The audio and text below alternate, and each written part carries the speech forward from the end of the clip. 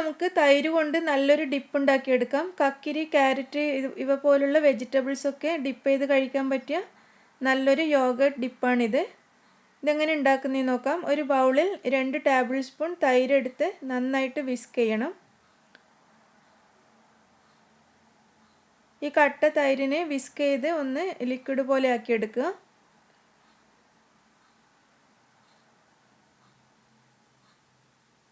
ഇനി ഈ തൈരിലേക്ക് 1/4 ടീസ്പൂൺ വെളുത്തുള്ളി പേസ്റ്റ് ചേർക്കാം. 1 ടേബിൾ സ്പൂണോളം മല്ലിയില പൊടിയായി അരിഞ്ഞത്, 1/2 ടീസ്പൂൺ വരെ പുതിനയില പൊടിയായി അരിഞ്ഞത് ഇവ ചേർത്ത് കൊടുത്ത് ഇതൊന്നുകൂടി നന്നായിട്ട് മിക്സ് ചെയ്യാം.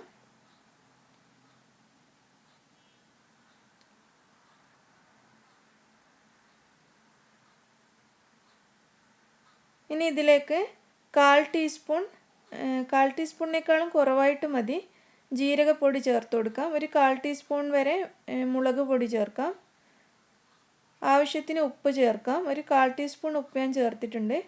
ഒരു ചെറുനാരങ്ങയുടെ 1/4 എടുത്ത് ഇതുപോലെ അതിൻ്റെ വെള്ളം പിഴിഞ്ഞ് ചേർക്കാം. ഇതിലേക്ക് ഫ്രഷായിട്ട് പൊടിച്ച കുരുമുളക് പൗഡർ ചേർക്കാം. ഞാനിവിടെ ഒരു 1/2 ടീസ്പൂൺ കുരുമുളക് പൊടി ചേർത്തിട്ടുണ്ട്. ഇതെല്ലാം കൂടി ഒന്ന് നന്നായിട്ട് മിക്സ് ചെയ്യാം. ഇനി ഇതിലേക്ക് 1/2 ടീസ്പൂൺ ഒലിവ് ഓയിൽ ചേർക്കാം.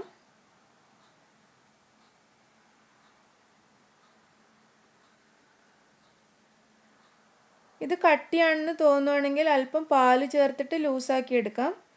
കട്ടിയാണെങ്കിൽ മാത്രം ചേർത്താൽ മതി. അതല്ലെങ്കിൽ ആദ്യം ഉണ്ടാക്കിയതുപോലെ തന്നെ ഞങ്ങൾക്ക് ഉപയോഗിക്കാം. ഞാനിവിടെ 1 ടേബിൾ സ്പൂൺ വരെ പാല് ചേർത്തിട്ടുണ്ട്. നമ്മുടെ തൈര് ഡിപ്പ് ഇവിടെ റെഡിയായി കഴിഞ്ഞു. ഇത് കട്ട്ലറ്റ്, ഫ്രിറ്റേഴ്സ്, ടിക്ക ഇതുപോലുള്ള എല്ലാ ഐറ്റംസിനും പറ്റിയ നല്ലൊരു യോഗർട്ട് ഡിപ്പാണ്. എല്ലാവരും ഉണ്ടാക്കി നോക്കുക. നിങ്ങൾക്ക് ഇഷ്ടമാവുകയാണെങ്കിൽ ലൈക്ക് ചെയ്യുക, ഷെയർ ചെയ്യുക.